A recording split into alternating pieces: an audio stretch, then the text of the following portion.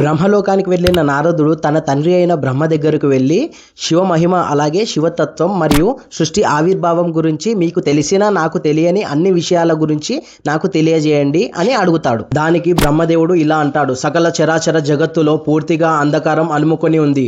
సూర్యచంద్రులు, నక్షత్రాలు, గ్రహాలు, రాత్రింబవళ్ళు, పంచభూతాలు ఏమీ లేవు. భయంకరమైన అంధకారం వ్యాపించి ఉన్న ఆ సమయంలో తత్సత్ బ్రహ్మ అనే శబ్దంలో సత్ అనే పదం మాత్రమే వినిపిస్తుంది. సత్ అంటే మన ఊహకు కూడా అందని బ్రహ్మాండాన్ని నిరాకారుడై సత్య చైతన్యంతో సృష్టించి నడిపిస్తున్న ఆ పరబ్రహ్మ, శాశ్వతమైన సత్యస్వరూపుడైన పరమాత్మ అని అర్థం. ఆయనే సదాశివుడు.